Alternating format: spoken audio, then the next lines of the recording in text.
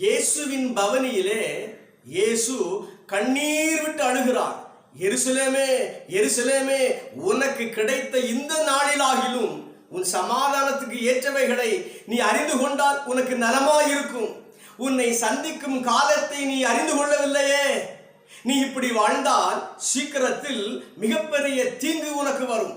ஒரு கல்லின் மேல் ஒரு கல் இராதபடிக்கு மிகப்பெரிய பின் விளைவை, தண்டனையை நீ சந்திப்பாய் என்று எருசலேம் நகரத்தை பார்த்து, அதில் உள்ள மக்களை பார்த்து ஆழு குரலில் அழுது கொண்டே இயேசு கூறுகிறார். இன்றைக்கும் மனம் திரும்பாமல், ரட்சிப்பின் அனுபவத்திற்குள் வராமல், பரிசுத்த வாழ்வை வாழ்ந்து காட்டாமல் நீங்களும் நானும் குருத்தோலையை பிடித்திருக்கிறோம் அல்லவா?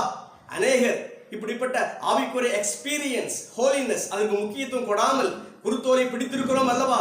ஆண்டவர் உங்களையும் என்னையும் பார்த்து இன்னைக்கு கண்ணீர் விட்டு அழுகிறார். இன்றைக்கு தான் நான் உன்னை சந்தித்துக் கொண்டிருக்கிறேன். நீ மனம் திரும்புகிறதுக்கு ஏற்ற காலம் இதுதான். மறுமையிலே the day of judgment வந்துவிட்டது என்று சொன்னால் உனக்கு தண்டனை வந்து விடுமே. இன்றைக்கே மனம் திரும்ப மாட்டாயா என்று இயேசு அழுகிறார்.